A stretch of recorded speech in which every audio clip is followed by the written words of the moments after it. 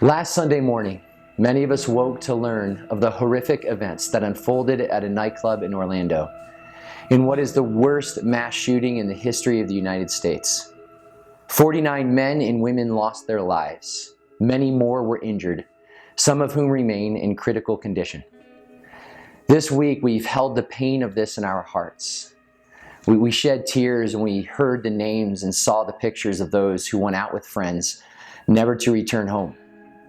We have an ache that cannot be expressed as once again we are confronted with this kind of violence. With all of these emotions stirring, this morning I want to reflect. I want to reflect on the LGBT community who were targeted by this violence, about the violent country in which we live, and consider together how we might respond.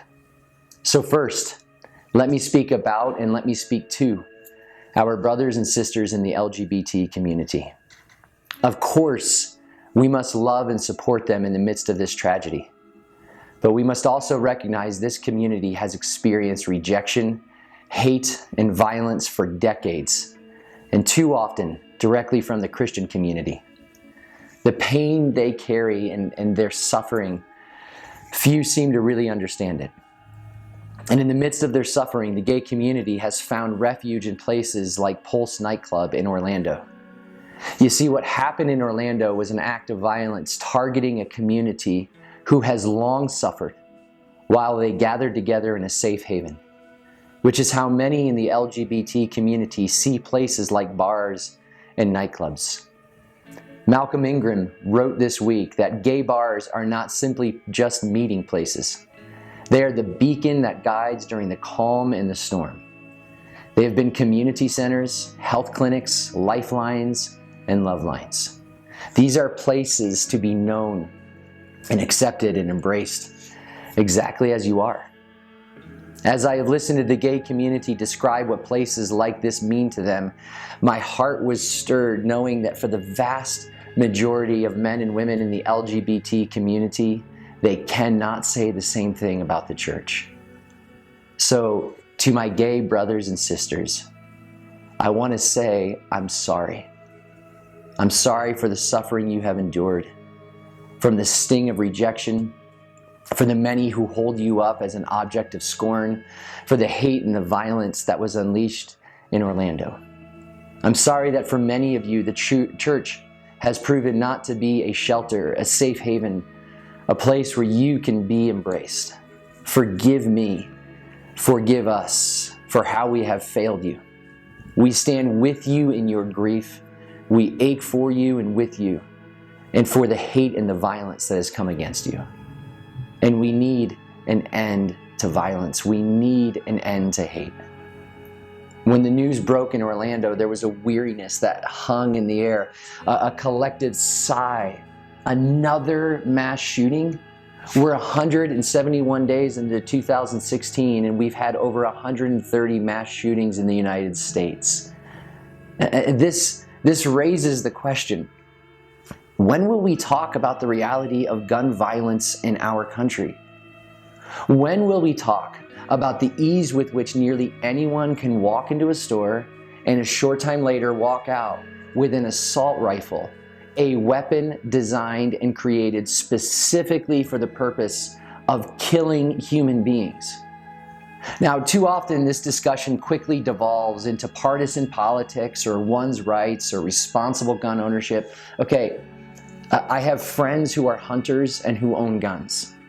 This is not about prohibiting good, honest people acquiring guns for sport. That's not what this is about. This conversation has to transcend all of that. This is about protecting human life. This is about not sitting idly by waiting for another massacre without being serious about real solutions and legislative changes regarding our ability to purchase assault weapons. So what now? How should we respond? What can we do? Well, above all, we need to hold tenaciously to the belief that hate will not drive out hate, knowing only love can do that.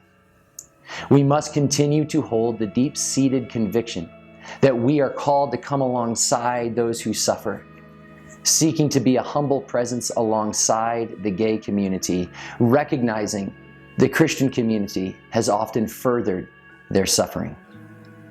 We need to persevere in hope. We just talked about this last week at our gathering. Hope is not blind optimism. Hope references reality at every turn and reveres truth. Hope risks, acts. Hope does not return evil for evil, but resolves to overcome evil with good. And we can be messengers of hope by not remaining silent, by refusing to live in fear, by standing in the right place alongside those who suffer, by acting for the common good, by speaking out for better and safer gun laws, by refusing to demonize all Muslims because of the actions of a few who participate in evil, who warp religion as an excuse for violence, by recognizing that in the midst of evil like we saw in Orlando, there is still love, still good, and still peace taking root all over the world. And so this morning, we will speak words of liturgy together, a prayer for ourselves and others. May this prayer not simply be something we say, but may it serve to inform the way we choose to live and choose to love all people, so that we may have eyes to see that even in the midst of difficult times like this, that even in the face of evil, hope does not disappoint.